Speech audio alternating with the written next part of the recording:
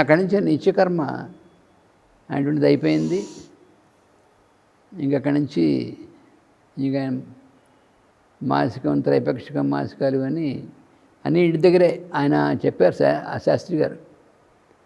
ఆయన్ని కొంతమంది భయపడతారు ఇంటి దగ్గర చేసుకోవడానికి, మీరు అలాంటి భయం మీకు లేదు కాబట్టి ఆయన ఆయన ఆయన స్మరణం ఆయన అన్ని చోట్ల కాబట్టి మన ఇంటి దగ్గర చేసుకుందాం అన్నారు.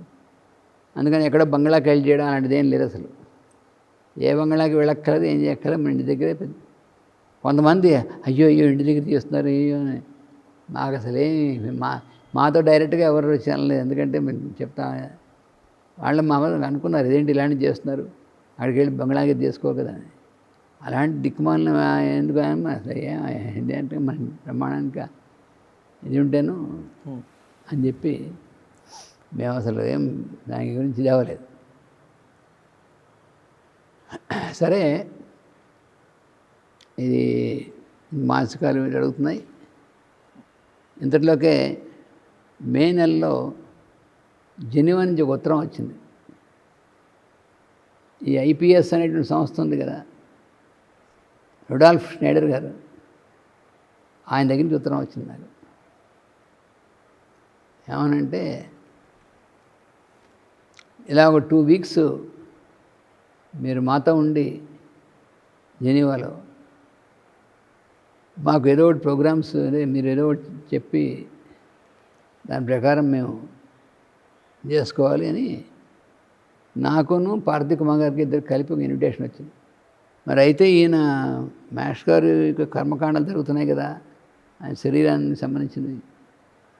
సంవత్సరం అంతా పూర్తి సంవత్సరికం అయ్యే లోపల బయటికి సముద్రం దాటి బయటికి వెళ్ళడం అనేటువంటిది శాస్త్రం ప్రకారం సమ్మతమా కాదా అనేటువంటిది మనకి కొంతమంది వెళ్ళకూడదున్నారు, కొంతమంది ఉన్నారు, రకరకాలుగా ఉంది. అప్పుడు నేను శంకర శాస్త్రి గారిని అడిగాను, ఎందుకంటే ఆయనకి బాగా అవన్నీ మన నుంచి ప్రామాణికంగా చేస్తున్నారు. ఆయన ఏమన్నారంటే వాడు పిలిచింది మీకు 2 వారాలే కదా, మీరు ముందు మాసికం అయిపోతుంది, మళ్ళీ వెళ్ళొచ్చేప్పటికి మళ్ళీ మాసికాన్ని మీరు వచ్చేస్తారు. వాళ్ళు పిలిచింది ఆయన కార్యక్రమం,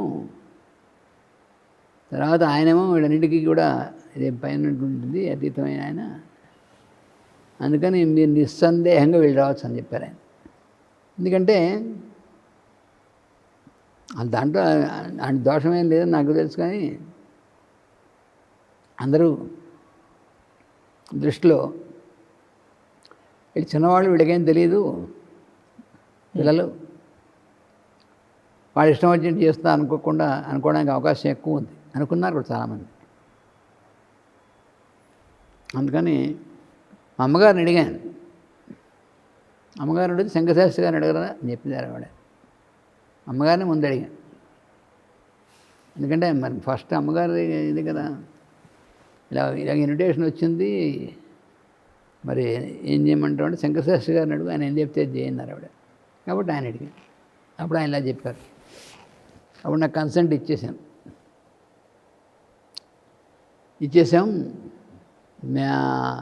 జూన్లో మాస్టర్ గారి మాసికం అనేటువంటిది పూర్తయిన తర్వాత నేను పార్థివ్ కుమార్ గారు కలిసి జెనీవా వెళ్ళాం. నాది యూరోప్ సెకండ్ ట్రిప్ అనమాట. ఫస్ట్ ట్రిప్ మాస్టర్ గారు అప్పుడు 1977లో నన్ను బెల్జియం పంపించారు. ఆ తర్వాత అప్పుడు ఓన్లీ బెల్జియంలోనే 3 వారాలు ఉండి అక్కడికే మిగతా వాళ్ళు రావడం కలుసుకోవడం జరిగింది, వాళ్ళు వచ్చేసారు. ఇది సెకండ్ ట్రిప్ అన్నమాట. రెండోసారి వెళ్ళడం అనేటువంటిది బయలుదేరి వెళ్ళాం. చాలా కంఫర్టబుల్గా అయితే వాళ్ళు బాగా ఆనందంతో మమ్మల్ని రిసీవ్ చేసుకున్నారు. వెళ్ళిన తర్వాత వాళ్ళందరూ పరిచయం చేశారు. వాళ్ళలో కొంతమంది ప్రాక్పశ్చిమాల మాస్టర్ యొక్క ప్రాక్పశ్చిమ అనేటువంటి గ్రంథం మనం చదివితే అందులో జెనీవాలో ఉన్నటువంటి వాళ్ళు వాళ్ళతో ఉన్నటువంటి ప్రోగ్రామ్స్ సరే వాళ్ళు అక్కడ ఉన్నారు కొంతమంది. అందుకని ఆ పేర్లు కొంచెం ఫెమిలియర్గా ఉన్నాయి. అలాగా అక్కడ ఉన్నటువంటి వాళ్ళతో పరిచయం అది కూడా చేశారు. అంతా బాగా జరిగింది. ప్రోగ్రాం ప్రారంభమైంది. అప్పుడు పార్వతీ కుమార్ గారు ఇప్పుడు శ్రీ సూక్తం గురించి ఆయన లెక్చర్స్ డైలీ 2 వీక్స్ ప్రోగ్రాం కదా. నన్నేమో ఈ ఆయుర్వేదం, స్పిరిచువలిజం వీటి గురించినటువంటిది నాకు సబ్జెక్టు.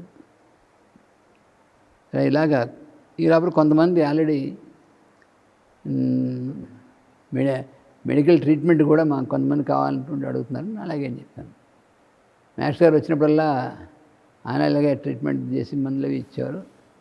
ఇంకా నువ్వు కూడా అక్కడ డిస్పెన్సరీ చూస్తామని తెలిసింది మాకు, కాబట్టి మెడికల్ ట్రీట్మెంట్ అని అలాగే చెప్పాను. ఒకరోజు తమాషా అయినటువంటి ఒక సన్నివేశం జరిగింది. అదేంటంటే అక్కడ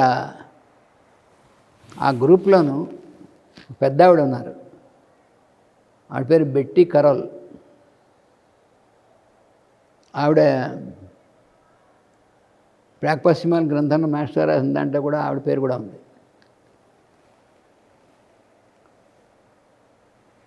ఆవిడ ఆల్బర్ట్ శశి గారితో కలిసి వర్క్ చేస్తున్నారు. ఆవిడ అనుయాయులు. ఆవిడ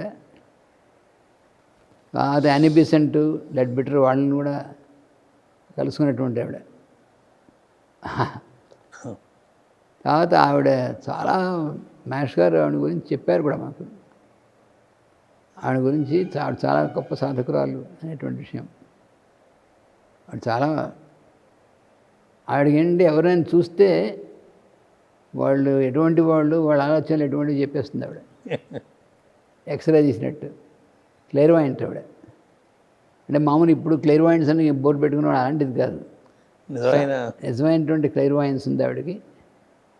అందుకని వ్యక్తిని చూడగానే ఎట్లాంటి వాడు ఏమిటనేటువంటిది చాలా, పైగా ఎటువంటి వ్యక్తులు వాళ్ళు అనేటువంటి దాన్ని బట్టి ఆవిడ కొంచెం ఒక రకమైనటువంటి సెన్సిటివ్ ఇది కూడా తెలుస్తుంది ఆవిడకి. నన్ను పరిచయం చేయగానే ఆవిడ చాలా హ్యాపీ దీన్ని ఇదైంది. అయి చాలా బాగుంది, నాకు హాయిగా ఉంది, నువ్వు ఆయన తగినటువంటి సన్మని అవి చెప్పింది. 2-3 రోజులు అయిన తర్వాత రోజు మనం వాకింగ్కి వెళదాము, నువ్వు ఒక్కడవే రావాలి, నీతో మాట్లాడాలి.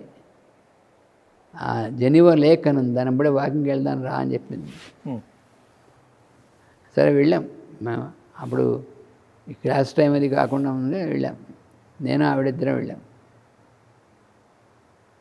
ఆ వాకింగ్కి వెళ్ళినప్పుడు ఆవిడ, నీకు ఒక చాలా ముఖ్యమైనటువంటి విషయం చెప్పాలి, అందుకే రమ్మన్నాను నేను, అందుకని తీసుకొచ్చాను నేను, మాస్టర్ గారి గురించినటువంటి ఒక ముఖ్యమైన విశేషం చెప్పాలి అంటే అలాగే అని చెప్పాను. అప్పుడు ఆవిడ చెప్పింది ఏంటంటే, మాస్టర్ గారు శరీరం వదిలేసిన తర్వాత కొన్ని నిమిషాల్లోనే నాకు స్పష్టంగా శరీరంతో కనిపించారు. ఇక్కడ జెనీవాలో మంచి దివ్యమైనటువంటి వెలుగుతో ఉన్నటువంటి దీంట్లో ఉన్నారు. ఆ బాడీ అంత కనిపించారు, కానీ ఆ బాడీ మంచి దివ్యంగా వెలుగుతుంది. కనిపించారు, నా దగ్గరికి వచ్చారు, కనిపించారు. అంతకుముందు 83లో వెళ్ళినప్పుడు, తిరిగి వెళ్ళేప్పుడు మళ్ళీ నెక్స్ట్ ఇయర్ మళ్ళీ కలుద్దాం, నేను వస్తాను మళ్ళీ అని చెప్పి అన్నారు. అందుకని నెక్స్ట్ ఇయర్ మళ్ళీ 84లో మళ్ళీ వస్తారు కానీ నేను ప్రోగ్రామ్ అది ఉంటుంది అనుకున్నాం ఇద్దరులకు. మరి కానీ బాడీ అప్పుడు ఏంటంటే బాడీ వదిలేగానే కమ్యూనికేషన్కి ఇప్పుడులాగా ఇవన్నీ ఇట్లాంటి కమ్యూనికేషన్ లేదు కదా. అది ఇంటర్నేషనల్ ఏదైనా సరే మనం ఐఎస్డి కాల్ బుక్ చేసారు, వచ్చిన తర్వాత మాట్లాడి రాత్రి అంటే రాత్రి అందుకని ఇలాగా. కానీ ఆవిడకి మాస్టర్ గారు శరీరం వేసిన వితిన్ 10 మినిట్స్ ఆవిడ కనిపించారు అలా వచ్చి. కనిపిస్తే ఆవిడ ఆశ్చర్యపోయి ఏంటి ఇలా వచ్చారు మీరు, ఆశ్చర్యంగా ఉంది అంటే నేను బాడీ వదిలేశానని చెప్పారట. అదేమిటి మీరు బాడీ వదిలేయడం ఏమిటి, ఎందుకు వదిలేశారు, మీరు ఇప్పుడు బాడీ వదిలేటువంటి ఏజ్ కూడా కాదు, మీరు ఏం అసలు ఏమిటి కారణం అని చెప్పి అడిగినవాడు. అంటే ఏం లేదు, ఒక మాస్టర్కి సంబంధించినటువంటిది దీనిలోటువంటిది దాంట్లో ఒకటి శరీరం తప్పనిసరిగా వదలాల్సిన పరిస్థితి ఉంది, మాస్టర్స్ పిలుపు. అందులో జిడ్డు కృష్ణమూర్తి గారిని ఆయన శరీరం వదిలేసి ఇటువంటి సమయం వచ్చింది, ఆయన్ని మాస్టర్స్ చేసేటువంటిది. కానీ జిడ్డు కృష్ణమూర్తి గారు ఇప్పుడు శరీరం వదిలేస్తే వెంటనే దాని కంటిన్యూటీ అనేటువంటి దానికి అక్కడ ఎవరు ఇంకా వెళ్ళే ప్రస్తుతం. మరి ఎట్లాగా అంటే అయితే ఈకే ఆయన శరీరం ఆయన బదులు ఈయన వచ్చేట్టుగా చేస్తామంటే మరి ఈయన లేస్తే ఎలా అంటే అప్పుడు